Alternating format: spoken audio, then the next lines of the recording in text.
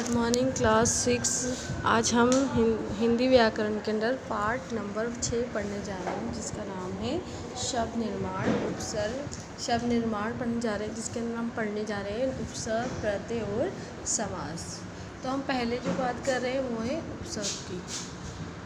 उपसर्ग जो होते हैं हम उसके बारे में जानेंगे कि उपसर्ग क्या होते हैं। तो उपसर्ग सबसे पहले हम देख रहे हैं 23 और 29। 30 और 29 यानी 30 भी एक शब्द है और 29 भी एक शब्द है। तो 30 जो शब्द है उसके अंदर हम बात कर रहे हैं कि अगर हमने उसमें उपसर्ग लगा दिया, यानी उपसर्ग आपको सब पता है वो आरंभ में लगता है यानी पहले लगता है, प्रत्यय यानी पीछे लगता है। तो अभी हम उपसर्ग की बात कर रहे हैं, तो उसमें हमने उन लगाकर उसको नया एक शब्द बना दिया। तो ये क्या बन गया 29। ऐसे ही हार है तो उसको हमने उप लगाकर उपहार कर दिया। तो नए शब्दों में हमने पहले कोई शब्द जोड़ दिया और उससे एक नया शब्द बन रहा है। इसका मतलब हम क्या बना रहे हैं, उपसर्ग बना रहे हैं। तो उपयुक्त शब्द 30 और हार में क्रमशः उन और उप शब्दांश जोड़ने से उनके अर्थ में परिवर्तन आ गया। तो इसे हम क्या कहते हैं, शब्दांश उपसर्ग कहते हैं। ठीक है। उपसर्ग सदैव शब्द के प्रारंभ में जुड़ता है। उपसर्ग हमेशा कहाँ लगता है, शब्द के प्रारंभ यानी पहले लगता है।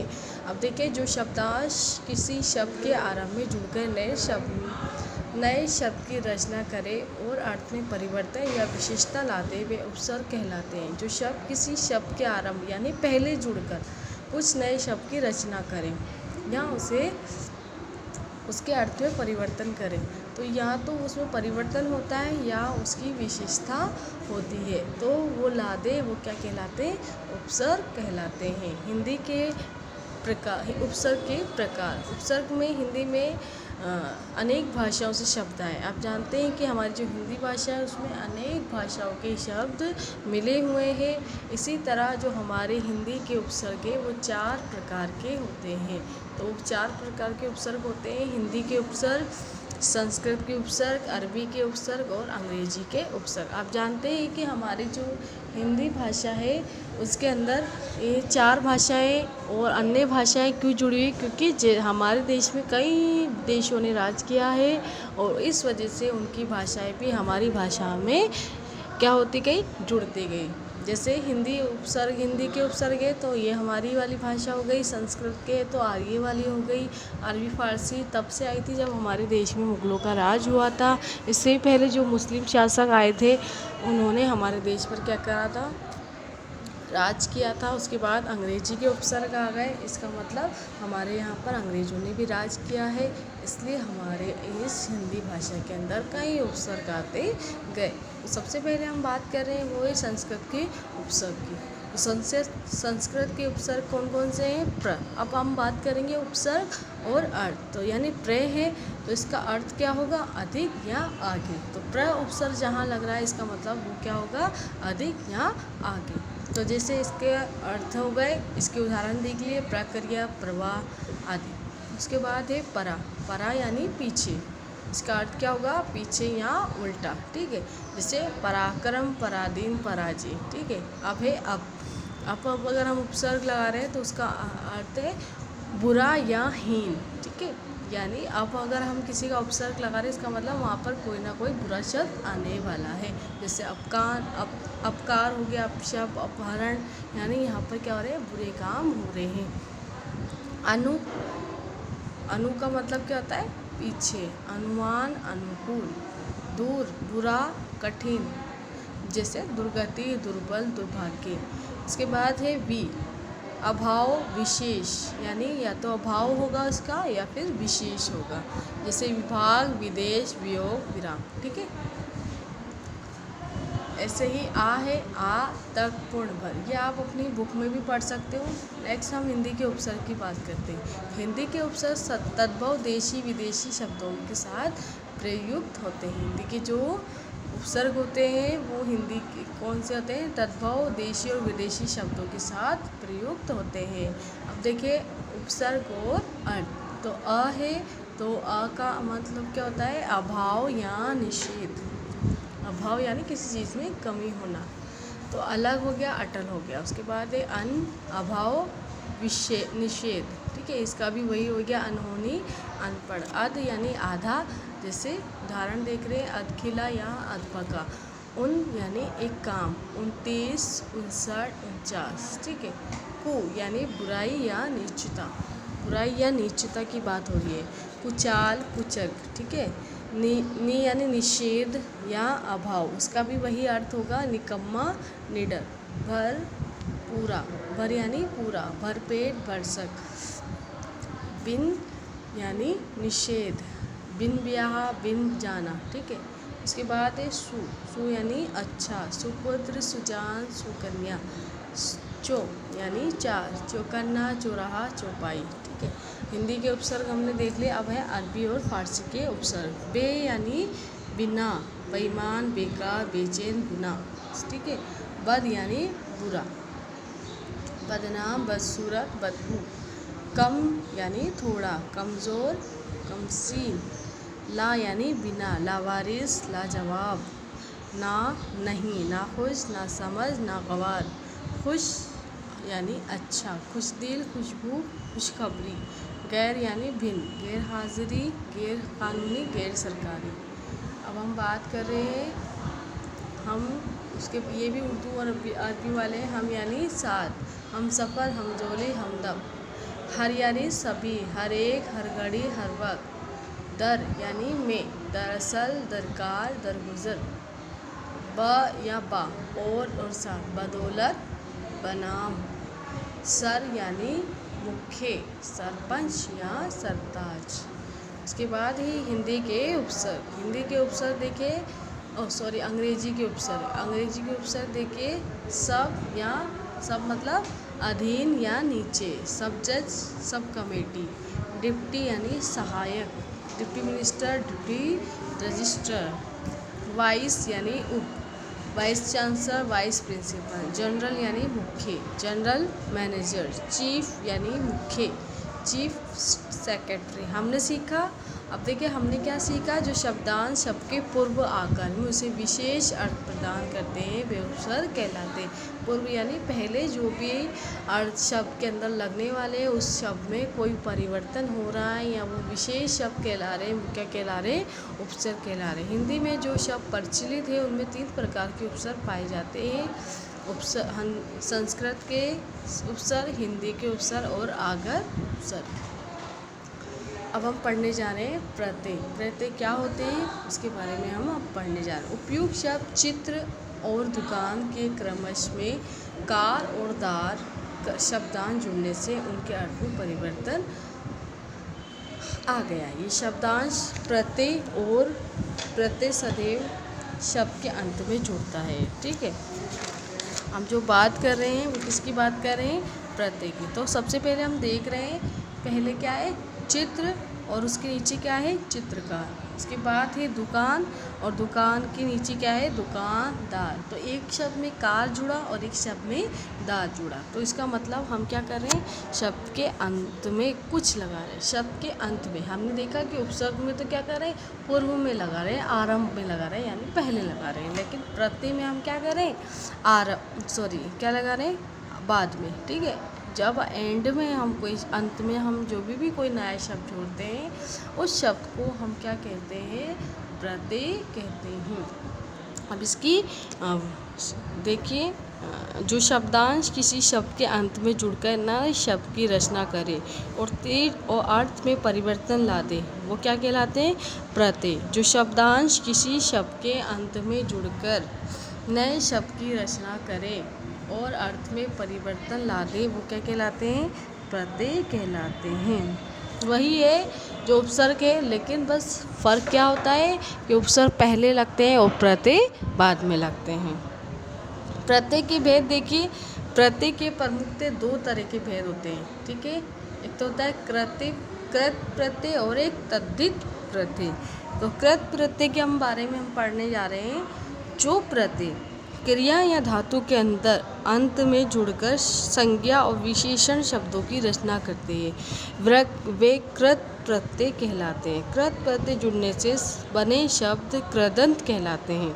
यानी जो प्रत्यय क्रिया या धातु के अंदर, क्रिया यानी हम जो काम कर रहे हैं, या फिर कोई धातु यानी जैसे सोना चांदी हो गया, लोहा हो गया, तांबा, उसमें जब अंत में कोई शब्द जुड़ता है उसे हम कृत प्रत्यय कहते हैं। उसे क्या कहते हैं, उस शब्द में जुड़ने से उसे कृदंत प्रत्यय भी कहलाए जाते हैं। यानी हम बात कर रहे हैं कौन सी, कि या तो कोई काम कर रहा है या फिर कोई धातु की बात कर रहा है, उसके अंदर अगर अंत में जो भी शब्द जुड़ते हैं उसे हम क्या कहते हैं, कृत प्रत्यय। अब देखिए प्रत्यय धातु या क्रिया है ना। उदाहरण देखिए, अंत, गढ़, पढ़, रट, गढ़त, पढ़त, रटन। यानी रटंत भी क्या हो गया, कार्य हो गया। पढ़ंत भी क्या हो गया, कार्य हो गया, यानी हम पढ़ रहे हैं। और गढ़ंत यानी जो सोना या लोहा, सोनार या लोहार जो भी काम की गढ़ंत करते हैं वो क्या कहलाते हैं, गणन। ठीक है। अब है आई, कट, पढ़, लड़, कटाई, पढ़ाई या लड़ाई। ठीक है। आन, उड़, थक, मिल, उड़ान, थकान, मिलान। आओ, आओ क्या हो गया, प्रत्यय। चुन, झुक, बिखर, तो चुनाव, झुकाव या बिखराव। ठीक है। अब हम बात करेंगे आगे की, आवट है ना। आवट में हम देख रहे हैं, आवट में कस, दिखा, दिख, सच, कसावट, दिखावट और सजावट। अब ये आप खुद पढ़ेंगे, ये इतना सारा है तो आपको खुद अपनी बुक खोलकर पढ़ना है। बस मैंने आपको ये समझा दिया कि कृत प्रत्यय कौन से होते हैं, जिसमें हम कोई क्रिया कर रहे हैं यानी कोई काम कर रहे हैं, और या फिर कोई धातु यानी धातु से कोई भी क्रिया जोड़ी जा रही है, धातु के साथ जो भी कुछ काम हो रहा है वो सब कृत प्रत्यय में आता है। ठीक है। अब हम नेक्स्ट की बात जो कर रहे हैं वो है तद्धित प्रत्यय। तद्धित प्रत्यय वो है जो प्रत्यय संज्ञा, सर्वनाम, विशेषण और अव्यय के अंत में जुड़कर नवीन शब्दों की रचना करते हैं, वे तद्धित प्रत्यय कहलाते हैं। तद्धित प्रत्यय जुड़ने से बने शब्द तद्धितांत कहलाते हैं। तद्धित प्रत्यय और उनसे बनने वाले शब्द। तो तद्धित प्रत्यय हम बात करें, इसमें उन्होंने क्या कहा है कि जो संज्ञा, सर्वनाम, विशेषण और अव्यय के अंत में जुड़कर यानी संज्ञा, सर्वनाम और विशेषण और अव्यय के अंत में जो भी शब्द जोड़े जाते हैं, नवीन शब्दों की जो रचना होती है वो क्या कहलाते हैं, तद्धित प्रत्यय। तो हमने पहले क्या करा, जो कृत प्रत्यय है उसमें हम किसी धातु या क्रिया की बात करें, और अगर हम इस प्रत्यय में हम बात करें तो कौन सी है, संज्ञा, सर्वनाम या विशेषण या अव्यय के अंत में जो भी नए शब्द जुड़ेंगे वो क्या कहलाएंगे, तद्धित प्रत्यय। जैसे हम उदाहरण के तौर पर 3-4 शब्द देखेंगे, तद्धित प्रत्यय और उनसे बनने वाले शब्द। जैसे आ क्या हो गया, उनका क्या हो गया, सर्वनाम या संज्ञा जो भी हो गया। उसके बाद प्रत्यय हो गया ये। तो उसके बाद हम मूल शब्द जो देखेंगे वो जेठ हो गया, भूख, प्यार।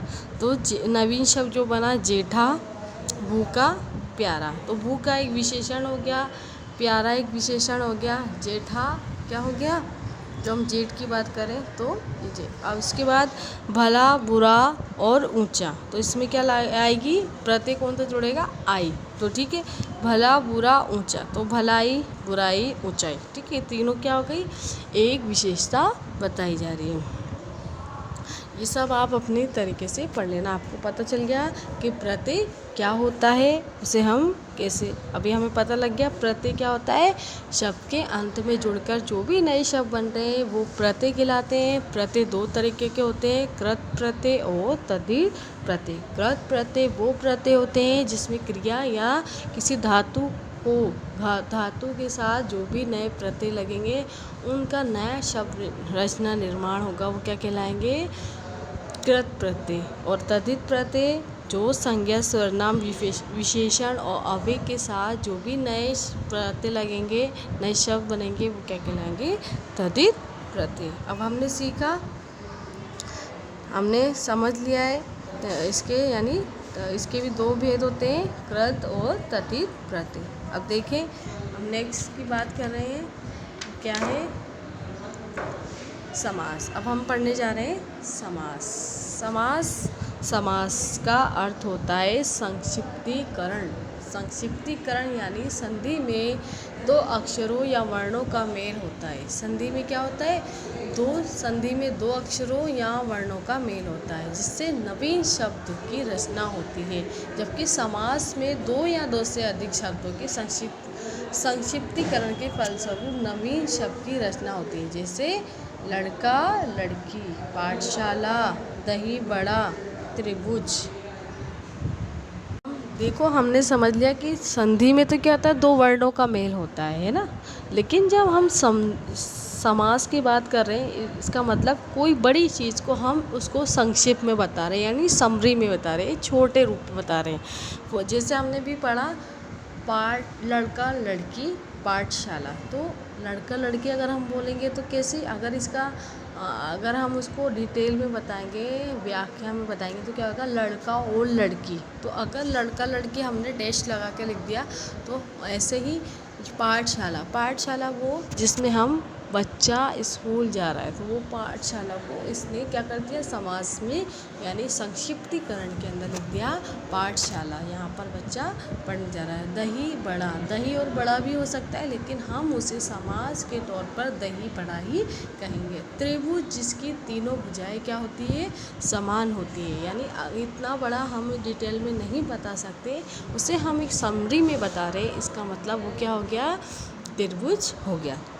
इन शब्दों पर ध्यान दीजिए। लड़का, लड़की, लड़का और लड़की। पाठशाला, पाठ के लिए शाला। दही बड़ा, दही में डूबा हुआ जो बड़ा। त्रिभुज, तीन भुजाओं का समाहार, वही जिसकी तीनों भुजाएं क्या होती है? समान होती है। ये शब्द दो या दो से अधिक शब्दों के मेल संक्षिप्तीकरण से बने। शब्दों के इन तरह जुड़ने को हम क्या कहते हैं? समास कहते हैं। इन्हीं शब्दों के ऐसे जो भी हम देखते हैं ना, दिन और रात, तो दिन रात डैश लगा हुआ रहता है। काला, गोरा, तो काला और गोरा, तो उसमें डैश लगा, तो ये सभी क्या हो गए? समास कहलाए जाते हैं। दो या दो से अधिक शब्दों के संक्षिप्तीकरण में नए शब्द बनाने की क्रिया समास कहलाती है। दो या दो से अधिक शब्दों के नए यानी उसको नए शब्द की क्रिया क्या कहलाती है? समास कहलाती है। उन शब्दों के परस्पर संबंध बताने वाले शब्दों को लोप हो जाते हैं। अब हम बात करें समास से बने शब्द सामसिक शब्द या समासपद कहलाते हैं। समास से बने शब्द सामसिक शब्द या समासपद कहलाए जाते हैं। तो अब हम बात करेंगे आगे सामासिक शब्द दो या दो से अधिक शब्दों के संक्षिप्तीकरण से बनते हैं। इनमें दो पद होते हैं, एक तो होता है पूर्व पद और एक उत्तर पद। तो इसमें क्या होते हैं? दो पद होते हैं, एक तो पूर्व पद और एक उत्तर पद। सामासिक पद में समाहित शब्दों के अलग अलग करना समास विग्रह कहलाता है। सामासिक पदों को अगर हम अलग अलग करें तो क्या कहलाते हैं? समास विग्रह कहलाते हैं। जैसे रसोई के लिए घर, तो रसोई घर ये क्या हो गया? समास हो गया। रसोई घर, रसोई के लिए घर, ये क्या हो गया? समास विग्रह हो गया। यानी अगर जोड़ रहे हैं वो तो समास हो गया, अगर उसे हम अलग अलग कर रहे हैं तो ये समास विग्रह हो गया। समास के भेद, समास के 6 भेद होते हैं। अवयवी भाव समास, तत्पुरुष समास, कर्मधारय समास, द्विविग्र समास, द्वन्द्व समास और बहुव्रीहि समास। तो अब सबसे पहले हम जो बात कर रहे हैं वो है अवयवी भाव समास। जिस समास का पूर्व पक्ष अव्यय और प्रधान हो, वे समस्त पद भी अव्यय का ही काम करे, वो अवयवी भाव समास कहलाता है। ऐसे सामासिक शब्दों का प्रयोग क्रिया विशेषण के रूप में होता है, यानी जिसके अंदर अव्यय आ रहा है और उसके समस्त पद भी अव्यय का ही काम कर रहे हैं, तो वो क्या हो गया? अवयवी समास पद हो गया। तो प्रतिदिन, तो ये क्या हो गया? हर दिन, आजीवन, जीवन भर, यथासंभव, जितना संभव हो सके। ठीक है, ये क्या हो गए? अवयवी समास। इसके अलावा उपयुक्त शब्दों में पहला शब्द अव्यय और प्रधान है तथा समस्त पद वाक्य में अव्यय की तरह काम कर रहे हैं। यानी पहला शब्द क्या हो गया? प्रधान हो गया, और अन्य जो भी शब्द है वो क्या है? अव्यय की तरह ही काम कर रहे हैं। तो ये क्या हो गए? अवयवी समास। कुछ समस्त पद और उसका विग्रह, तो कुछ समस्त पद और उसका विग्रह यानी उसका हम समस्त पद का अलग कर रहे हैं। तो देखो दिन भर, तो दिन भर पूरे दिन, दिन भर यानी पूरे दिन। आप ये पूरा पढ़ लेना। हम आगे चलते हैं। तत्पुरुष समास, जिस समास में उत्तर पद प्रधान हो, यानी पहला पद क्या हो, प्रधान हो, पूर्व पद संज्ञा या विशेषण हो। पूर्व पद या तो संज्ञा हो या विशेषण हो, वे तत्पुरुष समास कहलाते हैं। यानी पहला जो शब्द होगा वो क्या होगा, प्रधान होगा, और पूर्व पद क्या होंगे, उसके विशेषण या फिर उसकी संज्ञा होगी। तो ये सब क्या कहलाते हैं, तत्पुरुष समास। तो हम समझ गए तत्पुरुष से ही मतलब यानी उसका पहला जो शब्द होगा वो क्या होगा, तत्पुरुष होगा। जी, इस्लाम।